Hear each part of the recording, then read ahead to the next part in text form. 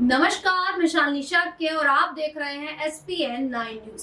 देश भर में लोकसभा चुनाव को लेकर सभी पार्टियां अभी भी लगातार जोरों शोरों से प्रचार प्रसार में लगी हुई हैं, क्योंकि आपको बता दें कि अभी भी मतदान के 3 चरण बाकी हैं। आपको बता दें कि 19 मई को लोकसभा चुनाव के पहले चरण का मतदान जो है वो संपन्न हुआ था और चौथे चरण का मतदान अभी 13 मई को संपन्न हुआ है। लेकिन अगर बात करें बिहार की, तो बिहार में अभी सबसे ज्यादा जो चर्चाओं का विषय बना हुआ है वो है लालू परिवार। जी हाँ, आरजेडी की बात कर ले तो लालू परिवार की ओर से रोहिणी आचार्य मैदान में उतरी हुई है, तो उनकी दूसरी बेटी मीसा भारती भी मैदान में उतरी हुई है। आपको बता दें कि पाटलिपुत्र से उन्होंने अपना नामांकन जो पर्चा है वो दाखिल कर दिया है और उनके खिलाफ में बीजेपी के उम्मीदवार राम कृपाल यादव भी मैदान में उतरे हुए हैं। देखना होगा कि आखिरकार इस सीट पर कौन हाथ मारता है, बीजेपी या फिर आरजेडी। क्योंकि अगर लालू परिवार को लेकर बात करें तो लालू परिवार में हर कोई एक अलग ही विषय पर बात करता नजर आ रहा है। अगर तेजस्वी यादव की बात कर ले तो तेजस्वी यादव कुछ ऐसे बयान देते नजर आ रहे हैं जो कहीं ना कहीं बीजेपी के होश उड़ाते नजर आ रहे हैं, क्योंकि तेजस्वी यादव नीतीश कुमार के खिलाफ एक बार भी बयान देते नजर नहीं आए हैं। आपको बता दें कि तेजस्वी यादव लगातार ऐसे बयान दे रहे हैं जिससे कहीं ना कहीं बीजेपी आखिर ये सोच में पड़ गई है कि तेजस्वी यादव करना क्या चाह रहे हैं और क्या नीतीश कुमार उनकी बातों से पिघल कर बीजेपी छोड़ एक बार फिर से आरजेडी का रुख करते नजर आएंगे। इसी तरह के तमाम सवालों पर आज चर्चा करेंगे। मेरे साथ मेरे सहयोगी अक्षय मौजूद हैं और इनसे जानेंगे कि बिहार में आरजेडी जो पार्टी है वो आखिर क्या कुछ करना चाह रही है और क्या कुछ हो सकता है। अक्षय, देखिए, जिस प्रकार से अगर हम बात कर ले तेजस्वी यादव की, तो तेजस्वी यादव लगातार मीडिया से बातचीत कर रहे हैं, लगातार जनता के बीच जा रहे हैं। ऐसे में वो इस तरीके के बयान दे रहे हैं जो कहीं ना कहीं ये दर्शाता है कि वो मांग कर रहे हैं, वो लगातार नीतीश कुमार से अपील कर रहे हैं कि आप आरजेडी में आकर शामिल हो जाइए। आरजेडी का जो दरवाजा है वो आपके लिए हमेशा से खुला रहा है। क्योंकि अगर बात कर ले तो नीतीश कुमार ने अभी कुछ समय पहले बीजेपी की एक रैली हुई थी, जिसमें उन्होंने इस बात का मुद्दा उठाया कि रैली में नीतीश कुमार को नीचे ही खड़ा कर दिया और जो पीएम मोदी थे वो ऊपर जाकर खड़े हो गए। उनका चेहरा देखने लायक था, वो ऐसा मुरझाया हुआ चेहरा था कि जैसे जबरदस्ती उस रैली में उनको भेजा गया है और जबरदस्ती उनके हाथ में कमल पकड़ाया गया है। तो ऐसे में क्या लगता है कि तेजस्वी यादव आखिर करना क्या चाह रहे हैं? क्या वो चाह रहे हैं कि आरजेडी में नीतीश कुमार एक बार फिर से शामिल हो जाए बीजेपी छोड़कर? देखिए शालिनी, थोड़ा मुझे लगता है पहले अगर हम चले 2013 वो साल था जब उस वक्त यानी 2014 के जब लोकसभा चुनाव आ रहे थे, तो बीजेपी ने उन चुनावों के लिए साल 2013 में उस वक्त के गुजरात के मुख्यमंत्री नरेंद्र मोदी को प्रधानमंत्री पद का दावेदार अपनी ओर से घोषित कर दिया था, चेहरा घोषित कर दिया था।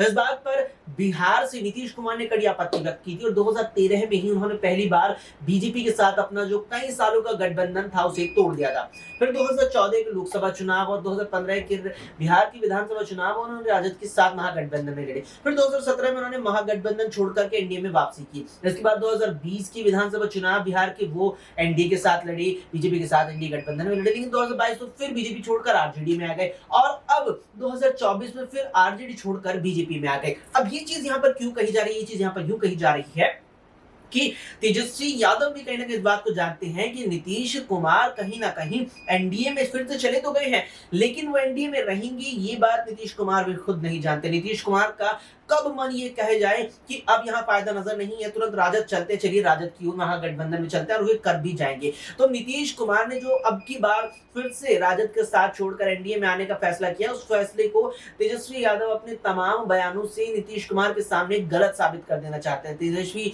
यादव अपने बयानों से ये दिखा देना चाहते हैं कि नीतीश जी, चाचा जी, जो आपने ये फैसला लिया था एनडीए के साथ जाने का वो गलत है, एनडीए में आपकी इज्जत नहीं हो रही है, प्रधानमंत्री नरेंद्र मोदी आपको नीचे दिखाते हैं, आपको मंचों पर नीचे खड़ा करते हैं, ये तेजस्वी यादव दिखाना चाहते हैं।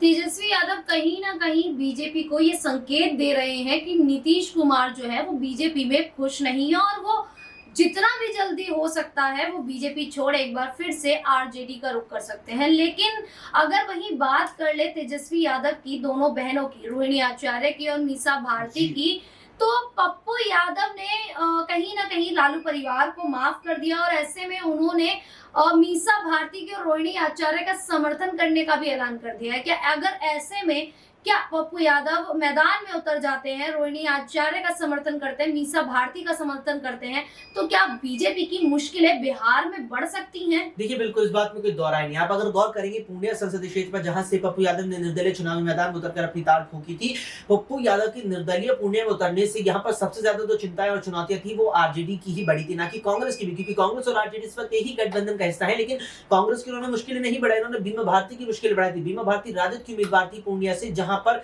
चुनाव हुआ। अब पप्पू यादव ने बिहार इधर तो जो क्या पूर्णिया में तो राजद की मुश्किलें बढ़ा दी, लेकिन पप्पू यादव ने जिस तरीके से ये बात कही है कि वो मीसा भारती और रोहिणी आचार्य का समर्थन करेंगे, वो उनकी छोटी बहन के समान है, परिवार के सभी सदस्यों को वो अपने परिवार जैसा मानते हैं, यहाँ पर सभी बहनों को अपनी बड़ी और छोटी बहनें मानते हैं यहाँ पर। तो कुल मिलाकर के जो ये बात यहाँ पर पप्पू यादव की ओर से आई है कि वो बीमा भारती के अलावा यहाँ मीसा भारती और रोहिणी आचार्य का समर्थन करेंगे, तो निश्चित तौर पर ये बीजेपी की ही चिंताएं बढ़ाएगा। आप अगर गौर करेंगे यहाँ पर मीसा भारती पर नहीं तो अगर रोहिणी आचार्य पर भी अगर शाली बात करते चले, तो रोहिणी आचार्य यहाँ पर सारण से चुनाव लड़ रही है और सारण में 5वें चरण में 20 तारीख को मतदान होना है। 20 तारीख को जो 5वें चरण में सारण में मतदान होगा, उससे पहले जो चुनाव प्रचार है वो परसों यानी 18 तारीख को थम जाएगा। इस बीच अगर पप्पू यादव सारण में नजर आते हैं रोहिणी आचार्य के साथ, तो निश्चित तौर पर चुनौती बीजेपी की बढ़ेगी, क्योंकि बीजेपी पिछली 2 बार से ये सीट जीतती आ रही है, जहां से राजीव प्रताप रूडी 2014 और 2019 में जीत करके सदन पहुंचे थे। लेकिन अब की बार अगर पप्पू यादव चुनावी मैदान में उनके साथ उतर करके समर्थन यहाँ रोहिणी आचार्य का कर देते हैं, तो निश्चित तौर पर बीजेपी की ही चुनौतियां बढ़ेंगी, क्योंकि आरजेडी इंडिया गठबंधन के सामने यहाँ पर एनडीए के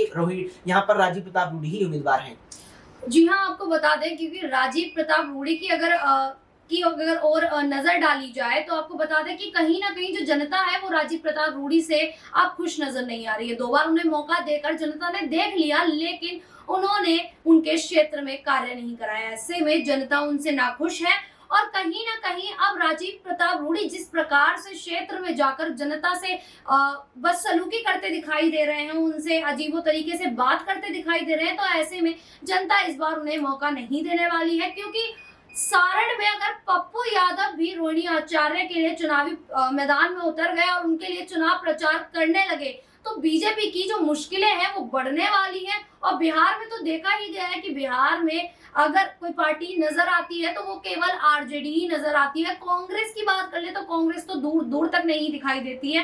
ऐसे में बीजेपी की मुश्किलें इस बार बिहार में बढ़ सकती हैं, क्योंकि अगर बात कर ले पप्पू यादव को लेकर, तो कांग्रेस इस बार पप्पू यादव जो है वो कांग्रेस को फायदा दिलाते दिखाई दे सकता है। लेकिन कांग्रेस ने भी पप्पू यादव के खिलाफ कुछ ऐसे बयान दे दिए हैं जो कहीं ना कहीं उनकी खुद की मुश्किलें बढ़ा सकता है। अब देखना होगा कि हाल फिलहाल में लालू परिवार आखिर क्या कुछ करता नजर आता है, क्योंकि हर समय वो इस तरीके के कुछ हरकतें करते। क्योंकि अगर आपको बता दें कि मीसा भारती ने जब अपना नामांकन दाखिल किया था, तो उस दौरान भी पूरा लालू परिवार जो था वो वहां पर मौजूद था और कुछ ऐसे वीडियो सामने आए थे जहां पर मारपीट होती दिखाई दी थी, पूरा परिवार मौजूद था। उसके बाद भी तेज प्रताप यादव किसी पर हाथ पैर चलाते दिखाई दिए थे और लालू परिवार कुछ भी करता दिखाई नहीं दिया। तो ऐसे में कह सकते हैं कि आरजेडी कहीं ना कहीं पूरे बिहार में चर्चाओं का विषय बनी हुई है और लगातार बनी ही रहती है। अब देखना होगा कि क्या हो सकता है सारण सीट पर, पाटलिपुत्र सीट पर, क्या बीजेपी इन दोनों सीटों पर जीत हासिल कर पाएगी या नहीं, या फिर एक बार फिर आरजेडी परिवार यहां से जीतता दिखाई देगा। फिलहाल के लिए इतना ही। देखते रहिए SPN 9 न्यूज।